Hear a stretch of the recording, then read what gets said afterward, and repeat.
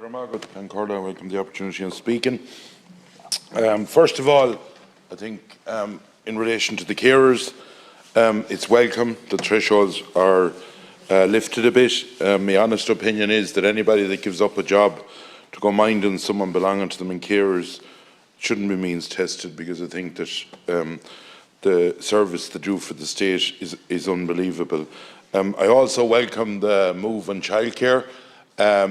And look, at the devil will be probably in the detail, and we'll see who'll get what. I also welcome basically the stamp duty relief for young farmers, but we're still at this stage in Ireland where a young farmer with the Department of Finance is 35 and a young farmer with the Department of Agriculture is 39. So you're a fair operator to be two different types of farmers under two different things, the way it's set out. And I think that this, to be honest about it, the government needs to rectify that. I know there's extra money for retrofitting and all that, and that's welcome.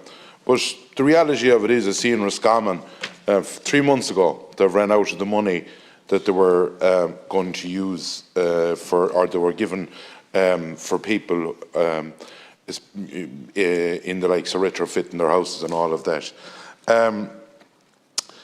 The one thing I would say is today is a budget that has abandoned the agri-sector. It's just wiped it off the face of the earth. It doesn't seem to exist with this budget today. If you look and go through the figures, the rise in the carbon tax on agri-diesel, which is used in the farms around the country, is going to bring in about 9.1 million. The change in the VAT is going to make a difference of about 8.2. So that's 17 million, and they've said that they're increasing it by 30 million. So out of 1.85 billion of a figure, it's inconsequential. It's actually worrying to think. I don't know, was Charlie McGonigal below on the hills of Donegal when the ministers were doing out the budget, but by God, the agriculture sector has been left behind. And left behind at a time when we talk, and all the talk in here is about climate. And remember that the solvers and the people, the only people that can actually help in a lot of sequestration and who were willing to put their shoulder to the wheel was the agricultural sector, who have basically been left behind today.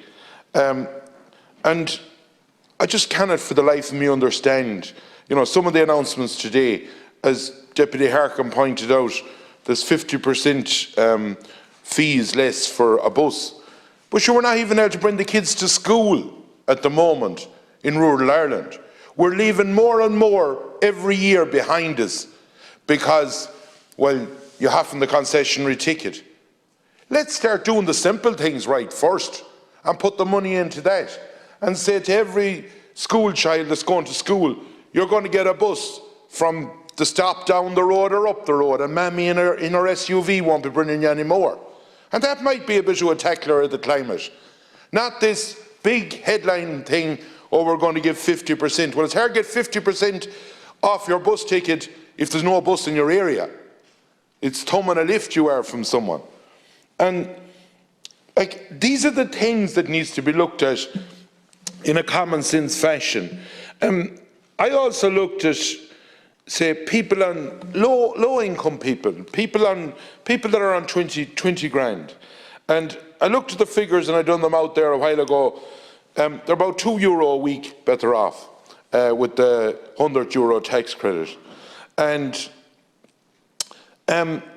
those people on higher wages, and they need to get more, those people on higher wages, 40 grand is about €8 a week better off.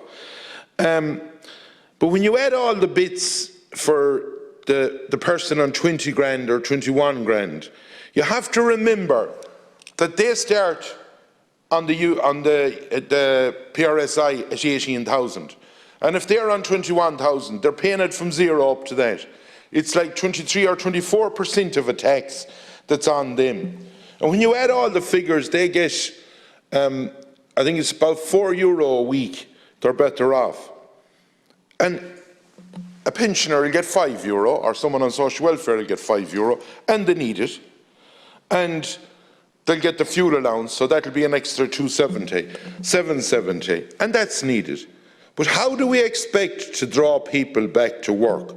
And at the same time, if I'm unemployed this minute, I'll get the medical card, and you should get it. No one is disputing that. But if I work and I get €203, the same as the dole, you won't get a medical card. Or even if I earn €170, I won't get a medical card. Now you tell me, are the lunatics running the asylum that drew up this with the way we're going? Are we gone in a system that we're trying to tell people don't go working? Because this is the message that's going out day in, day out. We talk about a shortage of labour right around this country. Small businesses are crying out. And you can add the minimum wage onto what, and that'll be thrown at us. And I've done that up at something like $11.70. And when they pay their tax out of it, it all works out that they are actually, the person on 20 grand is the worst off of the lot.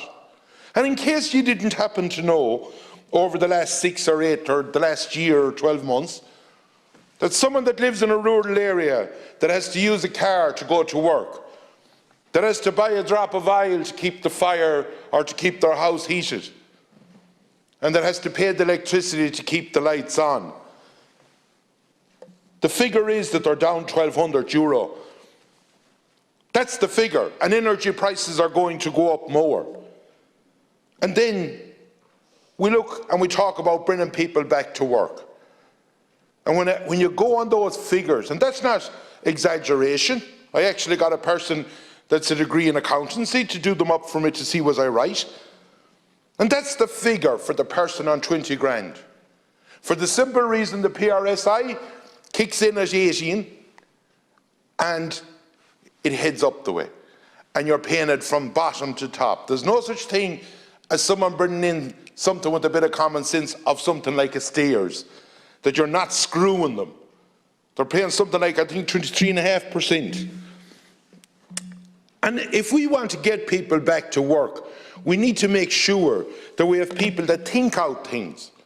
The genius that came up today telling us what we were going to pay in home heating oil, it was a 900 litre tank. Well, I never saw one in my life, because it's always a 1,000 litre tank. So that just shows how far removed the people that's writing a lot of these documents are. And why is one question that we have abandoned agriculture? I would love to know. Because when this country had to borrow a lot of money, when this country was in trouble, when there was no cement on the boots, we'll put it, when people were taking the boat, the farming sector stood up to the mark. And these are the same people that we're going to be asking, will they put a few trees here or there?